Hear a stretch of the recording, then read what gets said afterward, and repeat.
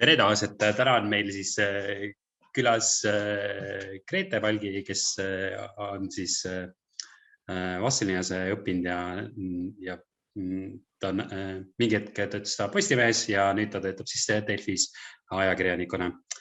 Ja täna siis me räägiksimegi Gretega sellest, et kuidas tema siis selle ajakirjaniku tee endale leidis ja kuidas see töötamine ajakirjanikuna praegust ka siis käib. Et tere, Grete. Tere. Küsikski seda, et ma mäletan seda, et kui sa siin Vastselinas koolis käid, siis sa olid selline kirjandushuviline ja sulle meeldis lugeda ja kirjutada ka. Ja siis kas see ongi see põhjus, miks sa siis valisid ajakirjaniku ameti või on hoopis mingi muu põhjus? Tegelikult mingisugune osa sealt kindlasti on, et kuna ma lugesin nii palju, siis mul oli teatud sõnavara juba olemas, sest ajakirjanikul on hea, mida laiem sõnavara, seda parem see on, aga see ei olnud kindlasti see põhjus. Tegelikult pärast gümnaasiumit ma läksin õppima majandusteaduskonda Tartu Ülikooli. Ma olin kindel, et minust saab majandusanalüütik, läks teisiti. Ma sain umbes mõne kuuga aru, et ma õpin tegelikult täiesti vale eriala minu jaoks, sest mulle ei meeldinud see eriala, see oli minu jaoks liiga kuiv. Mind küll huvitab majandus väga, aga ma ei tahtnud majandust siiski nii süvitsi õppida.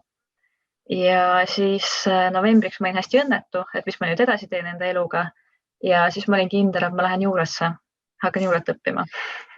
Ma suhtlesin juura tudengitega, ma olin enda otsuses väga kindel. Ja siis mu ema ütles, et nagu kandideeri mingile erialale igaks juhuks veel. Ja siis see teine eriala, see igaks juhuks sai valitud kommunikatsioon ja ajakirjandus. Ja ma sain mõlemasse tegelikult sisse ja siis viimasel hetkel, kui pidi kinnitama ühes süsteemis, et kas sa siis lähed õppima üht või teist, siis ma mõtlesin, et aga juuraga tegelikult kõlab ka natuke kuivalt minu jaoks. Ja siis ma läksin kommunikatsiooni ajakirjandusse ja tegelikult ka siis ei jõudnud ma veel ajakirjanduse juurde. Ma arvasin, et minust saab kommunikatsiooni inimene, ehk siis töötan kas mõnes ettevõttes pressiesindajana või olen näiteks sisekommunikatsiooni spetsialist, ehk siis see inimene, kes aitab üritusi korraldada.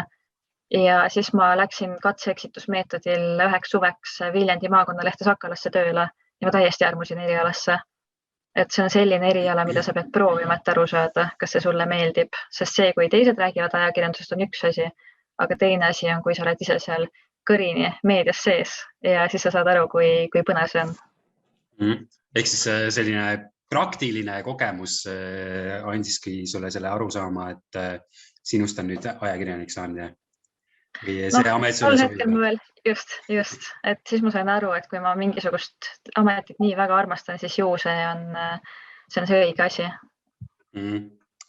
Aga siis mina mõtlesin lugu teha selle kohta, et sul oli kindel plaan, aga tegelikult siis selgus see, et sa tegelikult katsetasid ja proovisid erinevaid asju ja siis ülikoolis õppides sa isegi ei teadnud, et kas see on päris õige asi sulle sinu jaoks siis. Just, sest üks asi on ikka see, mis sa erialast loed ja mis sa arvad sellest, aga teine asi on seda õppida ja tegelikult hoopis kolmas asi on selles valdkondas töötada. Et on omajagu neid inimesi ka, kes õpivad mingit eriala, lähevad tööle, siis ehmuvad ära, et see ei ole tegelikult see, mis ma tahan teha. Ja selles suhtes ülikoolis on minu meelest väga okei eriala vahetada. Et kui sa oled mõned kuud midagi õppinud ja sa juba saad aru, et see ei ole üldse sinu eriala, näiteks kui sa lähed arstiteaduskonda, aga sa saad aru, et veri ja need teemad lihtsalt pilli paned taskusse, siis ei tasu seda jätkata. Siis tasub proovida midagi muud, sest tegelikult eriala vahetada ei ole minu meelest üldse tabu, sest kuidas sa muidu saad aru, et mis on sinu asi, kui sa ei vaheta. Et päris kurb oleks ka lihtsalt 40 aastat ridamisi teha asju, mis sulle ei meeldi. Et pigem leida see õige asi ja teha midagi, mille suhtes sul on kirg ja mis paneb sind põlema seest. Aga kuidas see ajakirjaniku õpe üldse siin Tartu Ülikoolis välja näeb? See on jagatud 2 osaks. Kas sa õpid bakalaureses süvendatumalt rohkem siis kommunikatsiooni või ajakirjandust, aga põhiained on kõigil samad. Ehk siis see tähendab mina, kes ma arvasin, et minust saab kommunikatsiooni inimene, kui need, kes võtsid ajakirjanduse põhierialaks, kõik õppisime näiteks Priit Pulleritsu käe all uudisealuseid, mis on väga hea selline alusaine, mis näitab, kuidas tegelikult ühe uudise kirjutamine käib. Ehk siis sul polegi ühtegi allikat, sa ei tea mitte kedagi ja siis ütleb Priit Pullerits, et nüüd sa kirjutad loo sellel teemal ja sa otsid selle uudise üles. Esimesed nädalad on väga raske, sest sul on väga kindlad ajad, mis aeg sa pead loo esitama, sul on väga kindlad nõuded, kus ei tohi eksida. Näiteks igasugused kirjavead võtavad punkte maha ja väga lihtsalt on kõik enda punktid ära kaotada. Aga see õpetab ja see tekitab sellise esimese tunde, et mis see ajakirjaniku töö on. Aga muidugi see, mis on koolis, on tükk erinev sellest, mis on tööl. Aga ajakirjanduse bakalaureuseõppes on hästi palju selliseid teoreetilisi loenguid, seal õpetatakse ka erialaoskuseid, näiteks kuidas kasutada erinevaid otsingumootoreid, kuidas olla allikakriitiline, ehk siis missugune materjal on tõsi ja kus võib-olla üritatakse sind ära tinistada mingisugust vale tõe pähe sulle sööta. Et seal on nii oskuseid, aga väga suur osa on ka sellisel üldisel sotsioloogia õppimisel, mis avardab silmaringi, saad maailma kuidagi laiemalt näha ja see on ka selleks, et kui sa ei taha ei ajakirjandusse ega kommunikatsiooni minna, ütleme, tahad minna, ma ei tea, müügimeheks, siis kõik need oskused on tegelikult head ja toetavad sinu tulevast eluteed. Siis mõtlen selle peale ka, et kui sa seda ajakirjandust õppisid, siis kas sa tegid seal õppimise ajal ka mingit sellist koolivälist asja, mis oleks aidanud sulle aru saada, et vot see on nüüd ajakirjandus ongi minu jaoks õige asi? Tartu Ülikoolis ja üleüldse kõrgkoolides on hästi palju erinevaid tudengiorganisatsioone juures, kus sa saad proovida igasuguseid ameteid ka sisuliselt. Näiteks hästi populaarne on Ole rohkem liikumine, mille juures on ajakiri, sa saad üritusi korraldada, kui sa oled kuskil korralduse juures, sa võid eelarvet planeerida, ehk siis sa saad hästi erinevaid mütse proovida. Ja seal ma näiteks aitasin seal ajakirja toimetada ja tegin seal neid intervjuusid mõnele numbrile. Et see oli selline käeharjutus. Aga tegelikult ma läksin juba ülikooli viimasest aastast ma läksin Tartu Postimehesse juba tööle. Et siis ma hakkasingi juba täiskohaga töötama ja õppima. Aga tõesti, need üliõpilasorganisatsioonid on väga hea viis hästi erinevaid ameteid katsetada. Ülikoolide juures on ka korporatsioonid, kui tahad sellist sotsiaalelu. Et võimalusi on lõputult ja näiteks ma käisin ka Tartu Ülikooli turundusklubis 3 hooaega ehk siis 1,5 aastat, kus ma õppisin turunduse kohta. Jällegi oskus, mis kunagi mööda külge maha ei jookse. Aga need lisategevused on siis natukene erinevad, kui seal päris ajakirjas või ajalehes töötada? Jah, kindlasti. Et see tudengite fookus on, selle tudengiajakirja fookus on natuke teistsugune. Seal selliseid sügavaid uurivaid lugusid ei tee, seal on hoopis teised tähtajad, kui päriselt meedias töötades, et seal on sul rohkem aega, saad natuke pehmemaid teemasid kajastada. On lihtsam ja mõnusam see natuke esialgu. Ilmselt see on ka hea selleks, et võib-olla kohe inimest ära ei hirmuta, sest meedias töötades töötempo on siiski tihe ja hästi kiiresti tuleb mõelda, et kogu aeg jalgadel mõelda. Ja siis see ajakirjaniku töö tundubki selline prestiižne või tundub selline, et sa oled telekas ja sa oled pildis, aga kuidas see ajakirjaniku töö tegelikult välja näeb siis? Ajakirjanikud omavahel teevad igasugust nalja, et töötunnid on kohutavad ja lugejad sõimavad ja tegelikult ei ole üldse nii hull. Kõige põnevam on see, et iga päev sa õpid midagi hästi veidrat. Näiteks üks päev ma sain mesinduse kohta teada asju, mida ma kunagi ei teadnud, siis ma olen õppinud, kuidas helimehed kaablit kerivad ümber käe kokku, nii et see ei läheks sõlme ja see püsiks. Mingeid selliseid hästi veidraid teadmisi, mida ma muidu ei saaks teada. Ja pidevalt saan Euroopa Parlamendi kohta pidevalt targemaks, kuidas Eestis demokraatia toimib. Et kõik sellised asjad iga päev arendavad. See on hästi põnev osa. See on ka, ma arvan, üks põhilisi asju, miks väga paljud inimesed töötavad ajakirjanduses, sest kogu aeg oled täiesti uute teemade sees. Et on väga harva sellist igavat ühte teemat, koroonaviirus on nüüd selline, et see on väga kurnav, aga nüüd jällegi vaktsiinidega on iga päev ka uut infot, et mis vaktsiin tekitab tromme, mis ei tekita ja nii edasi. Ja kolleegid on alati hästi toredad, sest kõik on täpselt selles samas asjas koos.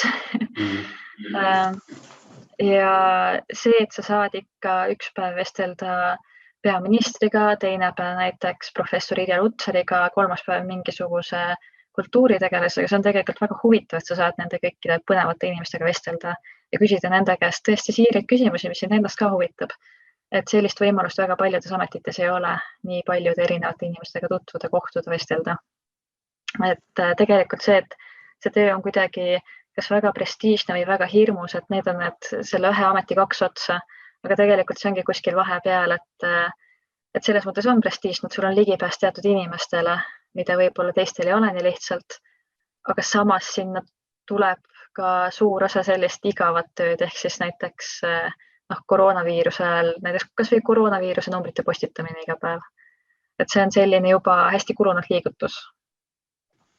Aga kui ajakirjanik kuskil tööle läheb, siis ta jagatakse mingisse sellisesse nagu valdkonda või teemasse ära või kuidas see käib, et mõned kirjutavad majandusest, mõned kirjutavad, ma ei tea, kultuurist ja mõned kirjutavad hoopis, ma ei tea, spordist? See täitsa oleneb.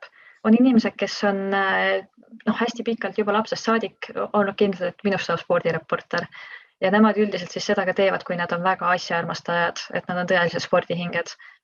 Aga on inimesi, kes on proovinud hästi palju erinevaid toimetusi.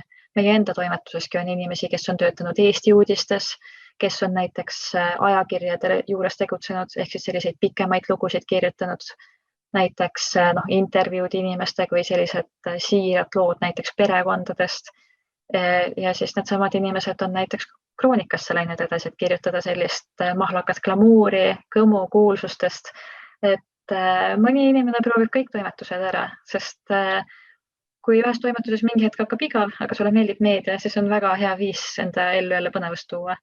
Aga minu puhul oli nii, et Tartu Postimehes ma kajastasin suuresti siiski Eesti uudiseid, et mis oli Tartus oluline, mis oli ka Eesti lõikes oluline ja teatud fookus oli võib-olla haridus- ja majandusteemadel.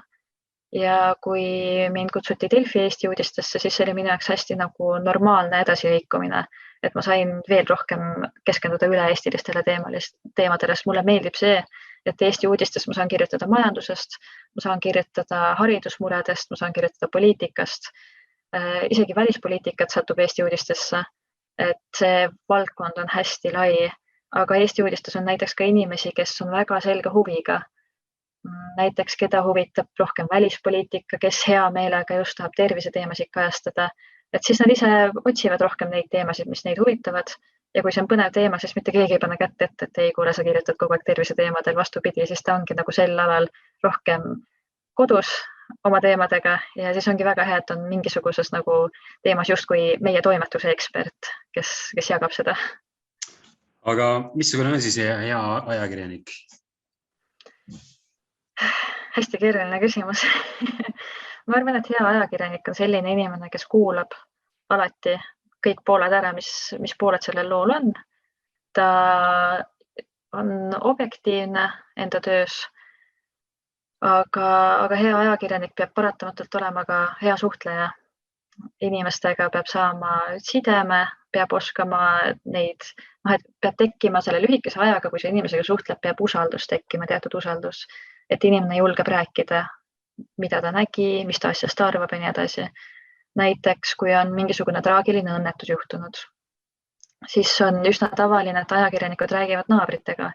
Et ütleme, kui näiteks oli mingisugune tulekahju, kus üks inimene hukkus, siis ajakirjanik küsib naabrilt, et missugune inimene ta oli. Ja see, et inimene ütleks, et jaa, et ta oli nii hea naaber, et kogu aeg suvel tõi mul maasikaid, see vajab teatud ühenduse saamist ja see tõesti käib sekundite jooksul. Aga seda õpidki töös ja tegelikult ajakirjanike seas on ka täielikke introverte, kes hea meelega ei suhtle inimestega, aga neil enda töös meeldib suhelda ja neil on olemas see, nad on treeninud need oskused piisavalt heaks, et selles töös hakkama saada.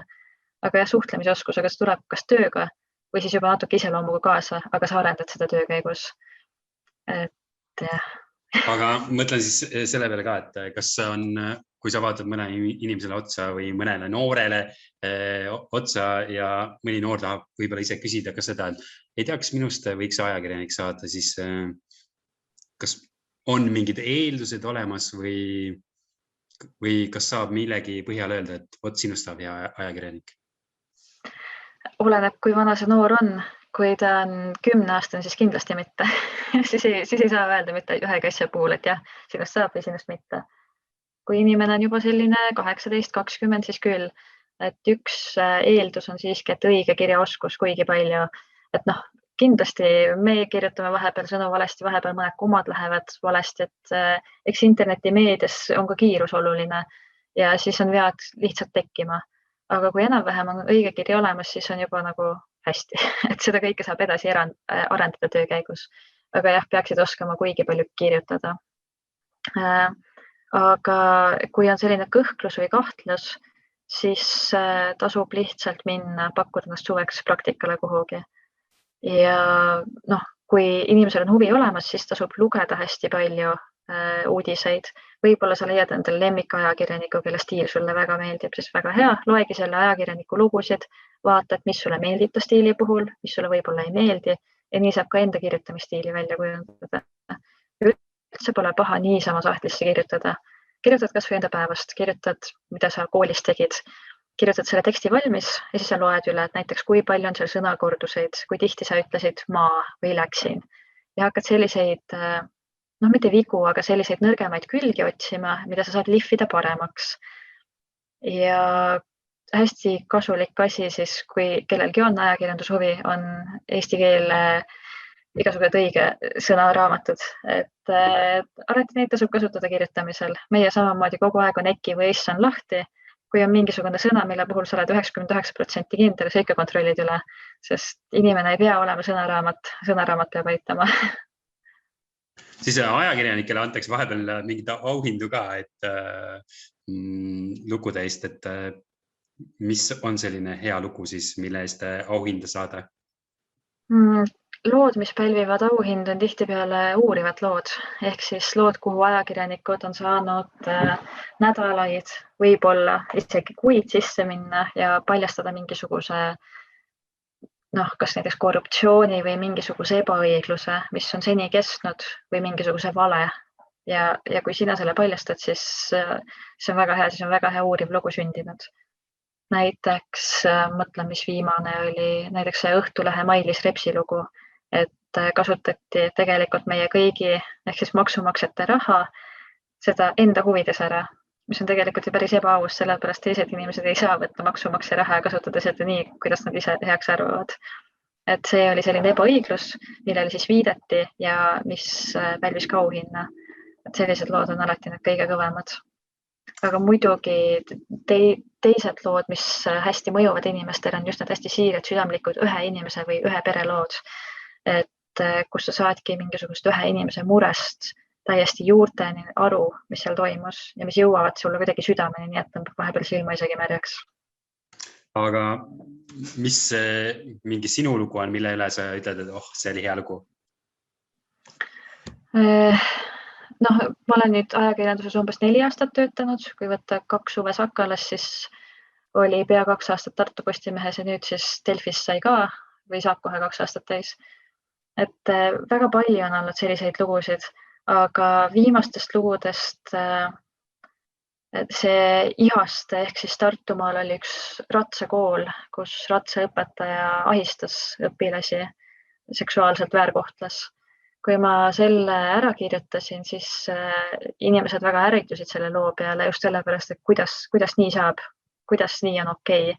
Ja see oli, siis tehti petitsioon, et tõsta seda seksuaalse enese määratlemise vanust. Siis ma tundsin, et ma olen midagi ära teinud. Aga teine asi, mis oli just maakonnalehtedes ja see oli nii siiras ja armas. Delfis seda on vähem ette tulnud, sest maakonna ajakirjandust on lihtsalt Delfis vähem. Aga kui näiteks Tartu Postimehes üks väärikas eas proua helistas mulle, ütles, et tema on 88-aastane, ta loeb mu lugusid ja talle väga meeldivad need. Ja see on selline kiitus ja see tegi südame nii soojaks ja ma seni mäletan seda vestlust. Sest kui keegi tõesti kiidab ja ütleb, et ta on kuidagi kasu saanud või talle meeldivad need, siis suuremat kiitust ei ole ajakirjanikule. Need lood on hästi toredad, ongi lihtsad inimeste lood, näiteks mingisugune jama on korteriühistuga ja ajakirjandus saab aidata, et see jama ära lahendada. Siis juba on ajakirjandus kuidagi kaasa aidanud demokraatiale ja sellele, et inimesed saavad jälle paremini elada. Siis kindlasti on sul tulnud väga huvitavaid olukordi ka, et lugusid saada, et võib-olla tood mingi ühe näite, mida võib jagada. Neid on väga põnevaid. Üks, mis mul täitsa algusaegadel juhtus ja kus ma tõesti nagu kratsisin kukalt, et okei, mis ma nüüd teen. Ma kirjutasin Viljandis Ukraina tööjõust, kes läks ühte maasikafarmi appi. Ja Eesti seadustes on seni tegelikult, nüüd vist on see ära lapitud või on kohe lapitamas, ma ei ole selle eelnõu käiku praegu jälginud, aga sisuliselt võõrtööjõule pidid maksma hästi müstilist palka teatud alustel ja siis üks talupidaja Viljandimaal maksis neile mustalt. Ja see tähendab, et need töötajad said tõesti naeruväärselt vähe palka, kuigi nad töötasid esmaspäevast laupäevani hommikust praktiliselt hilisööni. Ja siis läksin uurima seda, sest tegelikult nad ei olnud seal päris legaalselt. Ja ma sain nende maasikakorjajatega korraks jutule nende lõunakohas, kus nad lõunad käisid söömas. Ja nad ütlesid, et nad söövad lõuna ära ja siis nad tulevad minuga õue rääkima. Suve ilm oli ja ei olnud üldse probleemi. Siis läksin fotograafiga õue. Ootame 10 minutit, mõtleme, et okei, inimene sööb lõunat ikka mingi 20 minutit. Ootame veel 10 minutit, mõtleme, et midagi on kahtlast. Läksime sinna majja vaatama, see oli üks selline nagu pisike kultuurimaja, mis oli kõigile avatud. Ja siis vaatame, neid ei ole seal, kus nad varem sõid. Ja siis käime selle esimese korruse läbi ja leiame ukse, et nad ei teiselt poolt lihtsalt ära põgenenud. Sest nad tegelikult teadsid, et nad olid illegaalselt, kuigi see lugu oligi mõeldud just nende toetamiseks, et ei kasutataks inimesi natuke nagu orja tööjõuna ära.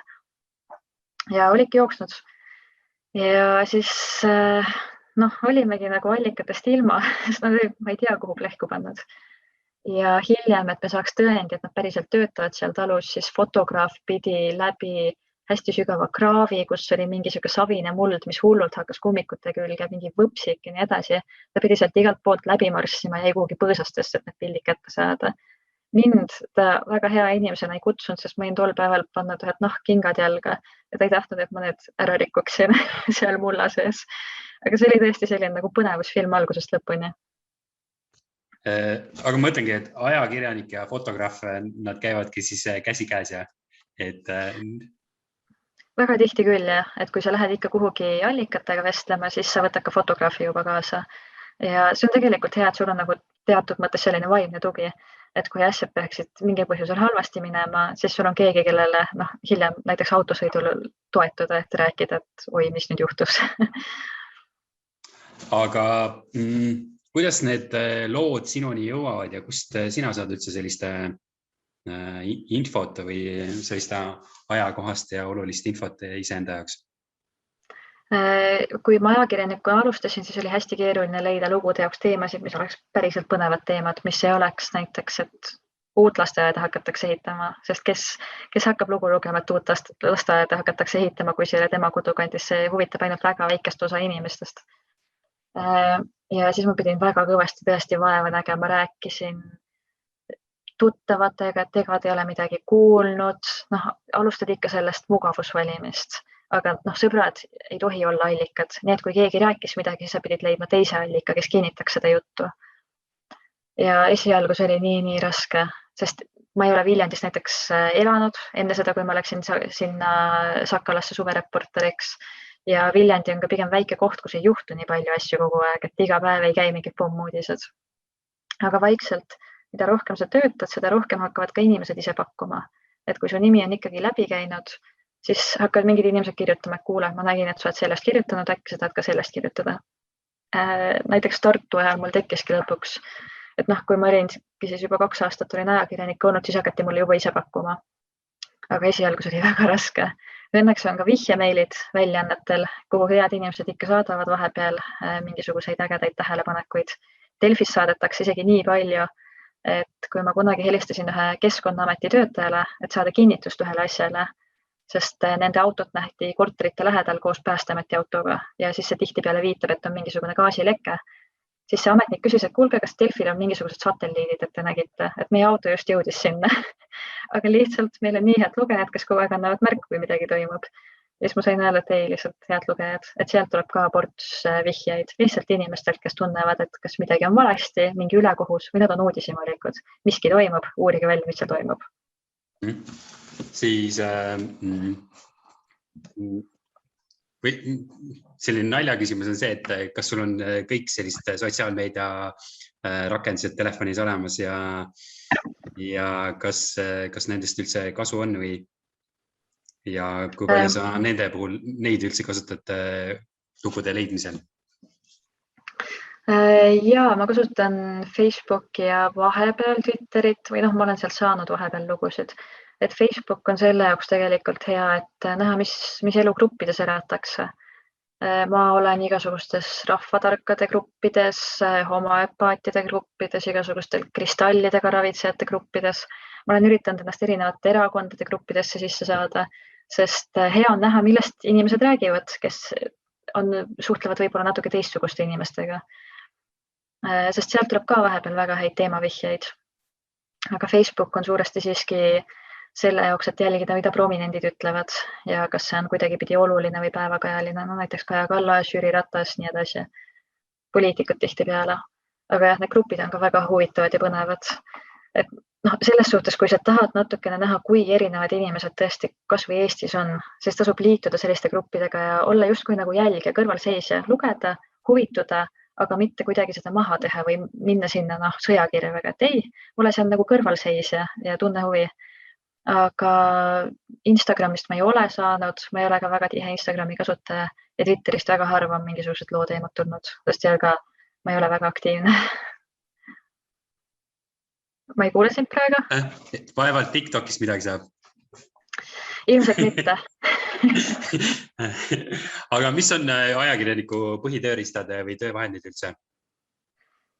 No põhiline on ikka, mida mina kasutan, on Google Docs, kus ma trükin kõik enda lood sisse, sest Google Docs on sellepärast hea, et kui sul kõik süsteemid jooksevad kokku mingil põhjusel, siis internetti ikka need jäävad alles. Kas tööriistadel sa pead nagu programme silmas? Jah, ja võib-olla ongi mingid muud asjad ka, mida sa veel kasutad, ilma milleta ei saa. Sellest ma sain aru, et fotoaparaat ei pea ise kaasas olema, sest ajakirjanik käib ise kaasas. Just, fotograaf õnneks on kaasas tihtipeale, kuigi väga tihti on nii, et keegi ajakirjanikest läheb koju, tema töö on tehtud päevaks ja siis ta satub mingile õnnetusele peale ja siis kohe on see, et sa võtad enda telefoni, klõps ja siis saadad ruttu kolleegidele, et kuulge, siin ristmikul on mingi jama. Et telefon sellest tasub alati laetuna kaasas hoida. Mida tihtipeale läheb vaja, just enne koroona, aga praegu on vähem, on diktofon. Mina kasutan telefoni diktofoni, aga väga palju kasutavadki täitsa nagu eraldi diktofoni. Sest kui sa käid intervjuudel, siis on hea kõik salvestada, et sul hiljem oleks lihtne kirja panna, et mis ta täpselt rääkis. Sest kui sa pool tundi vestled inimesega, siis ma võin garanteerida, kui sa seda ei salvesta, siis sa esimesest otsast ei mäleta kirjutamiseks mitte midagi. Sul võib olla see idee meeles, aga see, kuidas inimene kirjeldas, seda sa ei mäleta enam kahjuks. Siis sülearvuti ilmselgelt, kus kirjutad neid lugusid. Aga kui rääkida programmidest lähemalt, siis uurivad ajakirjanikud kasutavad mõningaid selliseid veebiprogramme, kus sa saad näiteks kontrollida, missuguste ettevõtete või inimestega võib keegi olla seotud. Kahjuks seal Eesti kohta andmeid on küll pigem vähe, et need on sellised rahvusvahelised süsteemid, kus on tihtipeale näiteks mingi Vene ärimeeste kohta päris palju kirjas või siis Türgi või selliste riikide, kus asjad ei ole päris hästi demokraatiga. Et selliseid tööriist on väga palju vabavarana. Ja üks hästi oluline asi ajakirjanike jaoks, mis tegelikult on ka lihtsalt kodanikuna hullult põnev, on dokumendiregistrid. Ma tean, see kõlab hästi igavana, aga kõikidel asutustel, mis töötavad maksumaksja raha eest, ehk siis kõik vallavalitsused, linnad, kõik omavalitsused, ministeeriumid, neil peavad olema dokumendiregistrid, samamoodi haiglad ja haridusasutused. Ja sealt leiab väga põnevat infot, mis on avalik info. Kahjuks väga paljud asutused panevad ülemäära palju avalikku infot justkui sinna müüri taha, mille sa pead välja küsima, aga jällegi igal kodanikul on õigus küsida, et miks see on ära kaetud info, mis põhjustel ja kas ma saaks näha siis seda osa infost, mis ei ole varjatud, sest väga harva tegelikult on põhjus kogu dokumendi varjamiseks. Sealt leiab tõesti, et ma soovitan noortel lihtsalt seal möllata natuke, äkki leiab põneva teema, pakku kohalikule ajalehele seda võib-olla saad väikse honorari, noh. Aga ma arvan, nüüd võikski selle teema kokku võtta, aga ma uurikski siis seda, et kui mõnel noorel on ikkagi selline tunne, et minust võiks saada ajakirjanik, siis mida ta iseendas võiks arendada või siis millele tähelepanu pöörata ja millega tegeleda, et siis seda oskust või ajakirjanikuks saada? On mõned hästi konkreetsed nipid. Üks on see, et lugeda hästi palju, nii ilukirjandust, aga tegelikult kasulikumad on veel mingid reisiraamatud, sellised, mis su silmaringi avardavad, kultuuri, ajalooraamatud. Seal sa õpid sõnavara ja lisaks loe hästi palju meediaväljendeid. Sa ei pea kõiki ERR, Postimees, Õhtuleht, Delfi, sa ei pea kõiki. Tee mingisugune valik ja loe neid ja loe järjepidevalt, sest on hea, et sa oled kursis protsessidega, sa enam-vähem tead, et okei, umbes sel ajal valitsus kukkus, umbes sel ajal tuli uus valitsus. Et on hea, kui sa umbes oskad neid paigutada ajajoonele ja selleks tulebki lugeda, sest jällegi sa õpid seal ka õigekirja ja sõnavara. Siis teine asi, mis noortel, ma olen seda praktikantide puhul kohanud, on hirm helistamise ees. Et kuidas sa võtad telefonitoru ja ütled, tere Jüri Ratas, mina olen see ja tahaks küsida sinu käest selle kohta. See on alguses hirmutav, ma nõustun, aga mis aitab seda hirmu vähendada, on see, et eriti praegu koroona ajal helista enda vanaemale, räägi temaga lihtsalt, räägi ilmast, räägi, mis ta tegi, mis ta telekast nägi või helista sõbrale, et helista nendele inimestele, kellega sa saad hästi läbi, kelle puhul sa tead, et nad võtavad sind alati soojalt vastu ja siis vaikselt hakkab see hirm helistamise ees tegelikult kaduma. Sest kui sinu jaoks on telefoni haaramine nii tavaline asi, siis vahet ei näe, kes seal telefoni teises otsas on. See on kuidagi lihtsam. Ja kui huvi on olemas, siis tasub hakata ennast pakkuma väljaannetele suvereporteriks. Mina läksin Sakalasse suvereporteriks nii, et mul oli täiesti 0 kogemust. Ja ma tunnistan, ma olin seal 3. päeva tööl ja ma mõtlesin, et millesse ma ennast mässinud olen. See tundus nii hirmus. Ja siis järsku oli kogu suvi läinud ja ma läksin praktiliselt pisarad kurgus ära, sest need inimesed on nii toredad, nii soojad, hästi vastuvõtlikud. Et ma ei ole üheski toimetuses töötanud ja ma olen 3 töötanud, kus ma oleks mõeldud, et need kõik inimesed on nõmedad, mitte kunagi vastupidi. Alati kõik on hästi toredad, soojad, ägedad, kõik aitavad, juhendavad, et ka Delfis meil on hästi selline tihe koostöö. Et mul on ainult 4 aastat kogemust, ma ei mäleta näiteks, mis juhtus aastal 2005 valitsuses. Meil on vanemad kolleegid, kes hea meelega räägivad, et mitte kunagi ei ole seda, et kuule otsise. Et kõik on hästi toetav ja tõesti tuleb lihtsalt proovida pea ees külma vette.